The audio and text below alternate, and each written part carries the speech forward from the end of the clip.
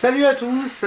Alors voilà, aujourd'hui ce que je vous propose c'est de vous corriger les deux premières questions de l'exercice 5. C'est donc le dernier exercice qu'on a fait ce matin, à savoir montrer que des sous-espaces de fonctions ou de matrices sont supplémentaires. Voilà. Et donc, comme d'habitude, je crois que vous l'avez compris, eh bien on va s'écouter pendant qu'on fait ça Jackie Terrasson dans la playlist, voilà, un petit pianiste, très sympa aussi. Allez, c'est parti. Alors je commence par le premier exercice. Hop. On va commencer par l'espace de matrice. Je baisse un peu, faut quand même qu'on s'entende. Alors, vous aviez donc dans la question 1 de l'exercice 12. D'accord. Vous aviez E, c'est l'ensemble des matrices Mn de K. Donc c'est Mn de R, il y avait une petite ambiguïté, d'accord. Et il fallait démontrer que les matrices symétriques et antisymétriques étaient des sous-espaces vectoriels supplémentaires de l'ensemble des matrices. Voilà. Alors moi ce que je vais commenter c'est surtout la partie supplémentaire, c'est pas la partie sous-espace vectoriel, je pars du principe que vous savez faire. Donc mon but c'est de montrer que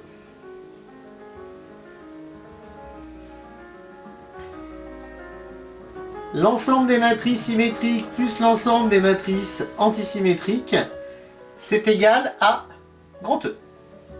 Et donc à chaque fois qu'on doit démontrer une supplémentarité, eh bien on commence par démontrer le premier point, à savoir que l'ensemble, l'intersection des matrices symétriques et antisymétriques fait donc la matrice nulle, qui est donc la matrice que l'on note OM.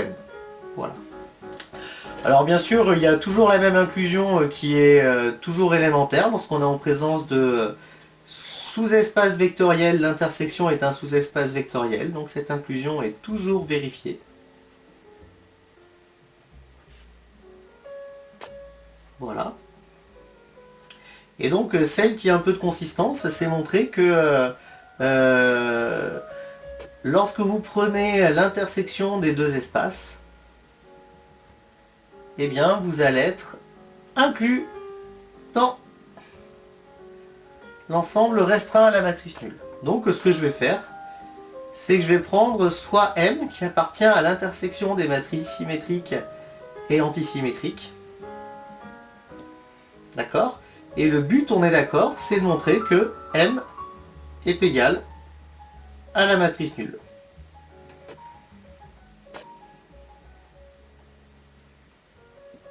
Voilà.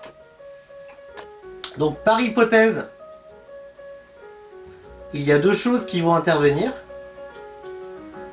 C'est que M appartient aux matrices symétriques. Voilà. Et les matrices symétriques, hein, je vous le rappelle, ça n'avait pas l'air d'être clair pour tout le monde hein, ce matin.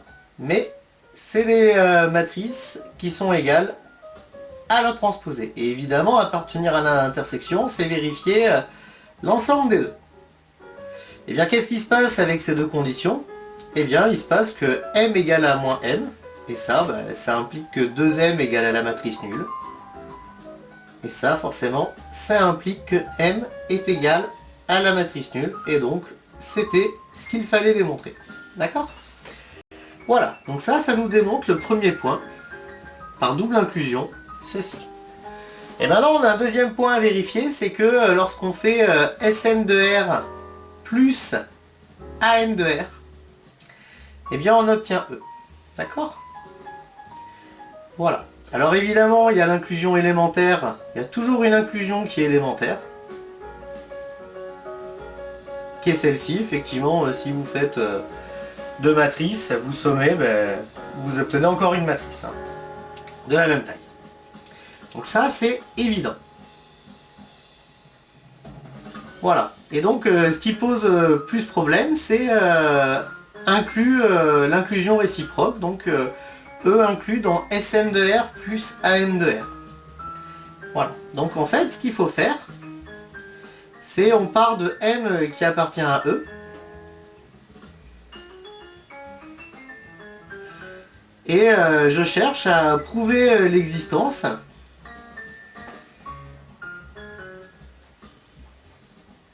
de deux matrices pour lesquelles vous avez M égale à M1 plus M2 et où M est une matrice, M1 excusez-moi est une matrice symétrique et M2 est une matrice antisymétrique. Voilà. Et donc là c'est un petit peu déstabilisant. Grosso modo, pour justifier l'existence de M1 et M2, ce qu'il faut comprendre, c'est qu'il faut pouvoir l'exprimer en fonction de M pour tout N. Pour tout M, d'accord? Comme ça, à chaque fois que je vous précise une matrice M, vous pouvez dire, bah oui, M1 c'est donc telle valeur et M2 c'est telle valeur. Donc moi en fait cette équation je la prends comme ceci. Pour moi, ça ce sont deux inconnus. Et résoudre cette équation, je vois M, même si je ne le connais pas explicitement, comme un paramètre. Et le but c'est de déterminer M1 et M2 en fonction de M. Alors c'est là que c'est problématique parce que cette équation est assez restrictive. J'ai deux inconnus, une seule équation, ça ne m'apporte rien. Mais il va falloir que j'utilise ces informations en plus pour extraire plus d'informations. Et grosso modo, pour exploiter ça, vu la définition des matrices symétriques et antisymétriques, il y a une histoire de transposition. Et en fait, l'idée c'est de dire, mais oui, cette égalité, je vais la transposer. Et quand vous transposez M1 plus M2, les propriétés de la transposition vous donnent que la transposée d'une somme, eh bien ça fait la somme des transposés. Voilà. Et il faut comprendre que transposé de M1 c'est égal à M1 et transposé de M2 c'est égal à moins M2 car M1 est une matrice symétrique et M2 est une matrice antisymétrique. Et donc ce qui se passe c'est que pour que ça puisse exister, eh bien ça veut dire que j'ai ce système.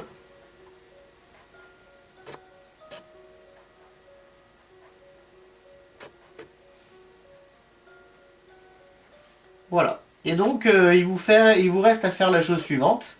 On a deux équations, deux inconnus.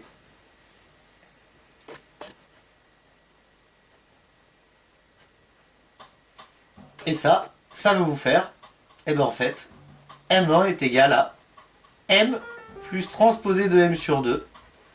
Et M2 égale à M moins transposé de M sur 2. Voilà. Alors c'est là qu'il y a un petit truc sur lequel il faut être un peu vigilant et c'est pour ça qu'il est écrit analyse synthèse sur votre document.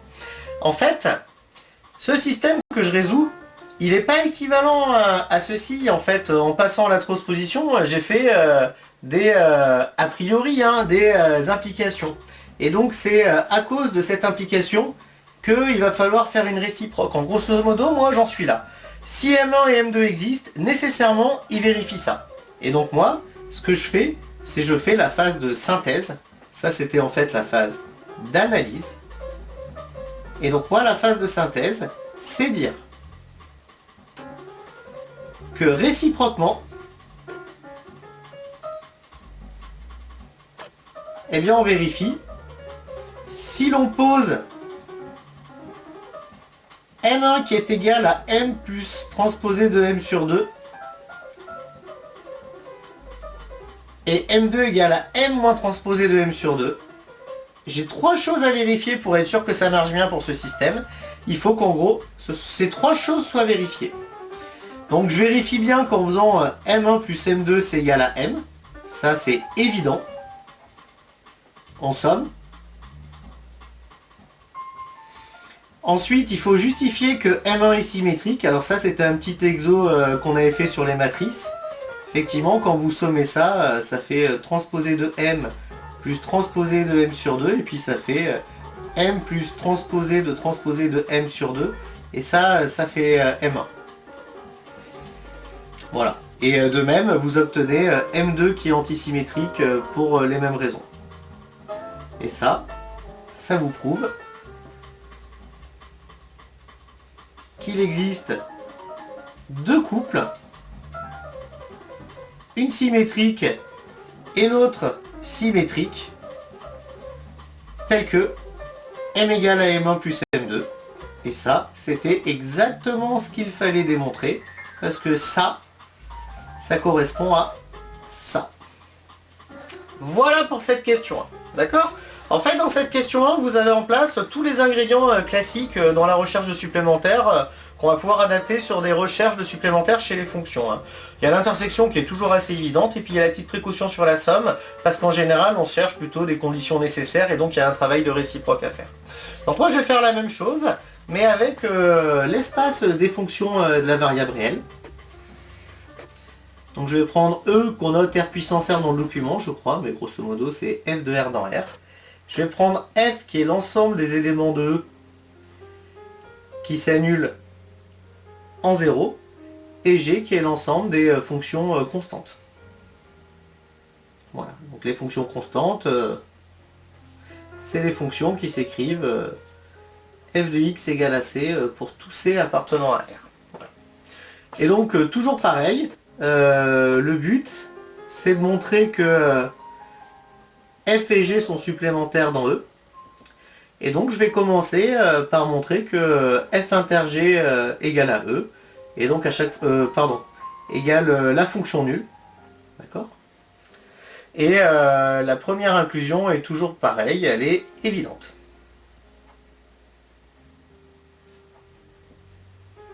Et donc maintenant je vais démontrer l'autre inclusion.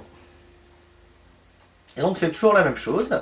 Vous prenez une fonction qui appartient à l'intersection. Et bien qu'est-ce qui se passe? Et bien c'est que f appartient à grand F. Donc vous avez f de 0 égale à R. Et puis il existe un réel tel que pour tout x appartenant à R, f de x égale à C. Voilà. Et donc il faut exploiter cette condition, mais grosso modo l'idée est la suivante, vous avez une fonction qui est toujours constante. Donc si elle est constante, elle égale, elle prend la même valeur en tout point. Or en 0 elle prend 0, bah donc elle vaut 0. Donc là je le rédige, je dis ben dans ce cas si ça c'est vrai, eh bien je peux remplacer x par 0, la constante elle ne dépend pas de x.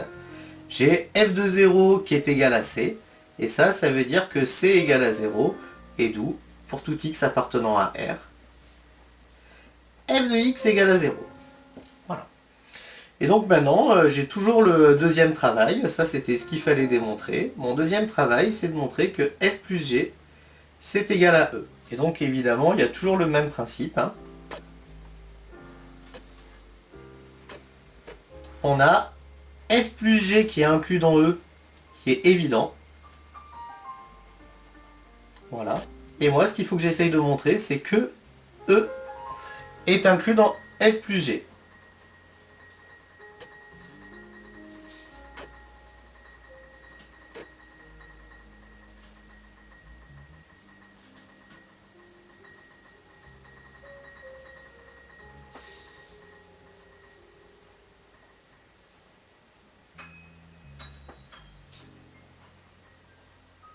Bon, j'ai fait un petit silence, c'était un très bon instant au piano.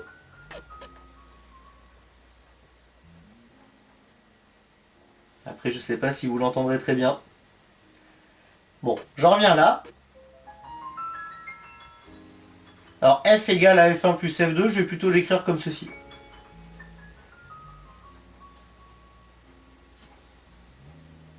Voilà. Et donc, ce qu'il faut comprendre, c'est un peu pareil. Ça, c'est mon point de départ. D'accord ? F, c'est mon paramètre. J'ai f1 et f2. Pour justifier leur existence, il faut que j'arrive à les exprimer en fonction de f.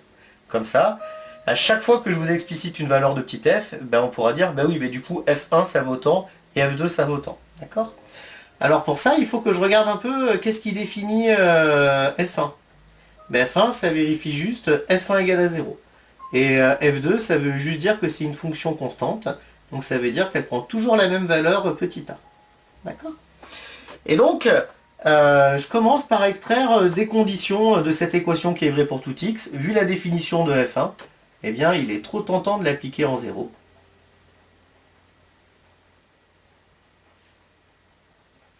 Et vous obtenez f2 de 0, pardon, là c'était f2 de x. Vous obtenez f2 de 0 qui vaut a, f1 de 0 qui vaut 0. Donc ça veut dire que f de 0 est égal à petit a. Donc, j'ai trouvé l'expression de f2. J'ai prouvé que pour tout réel x, f2 de x, c'était la fonction constante égale à 0. Mais en fait, si vous avez prouvé déterminer f2 en fonction de petit f, parce que maintenant je vous donne une fonction f, ben vous savez f2, hein, si f c'est exponentielle x, ben f2 c'est 1 exponentielle 0. Bien f1, ça vous donne, ben, c'est f de x moins f de x. Et donc c'est pareil, ça fait f de x moins f de 0. Donc, par exemple, pour la fonction exponentielle x, ben, ce serait exponentielle x moins 1. Donc c'est pareil, il faut bien comprendre ce que j'ai fait là, il n'y a rien qui nous assure que c'est équivalent. En faisant alors, en fait, j'ai une petite cassure d'équivalence. Je dis, si ça existe, alors les clients, c'est ça. Donc moi, je vais faire toujours cette petite phase de synthèse, on pourrait le dire comme ceci. Je vais dire réciproquement, si je pose f de x égale à f de 0, valable pour tout réel x, d'accord?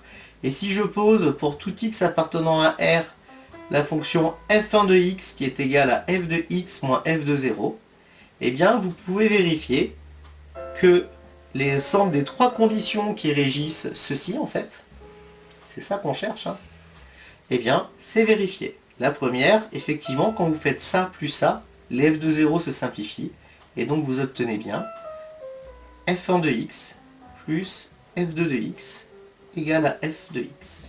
D'accord ? La deuxième, c'est que f2 est une fonction constante. C'est évident aussi. Ça, c'était évident aussi. D'accord ?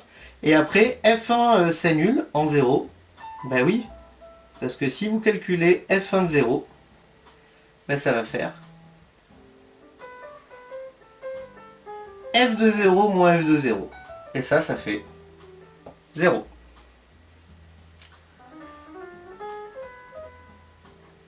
Et donc j'ai fini. J'ai le droit de dire que finalement, j'ai trouvé deux fonctions qui appartiennent respectivement à f et g, telles que, pour tout x appartenant à R, f de x égale à f1 de x plus f2 de x. Et ça, on est d'accord, c'est bien ce qu'il fallait justifier, parce que ça correspond exactement à ça. Voilà pour cet exercice. Bon, et bien écoutez, à bientôt pour un prochain tuto.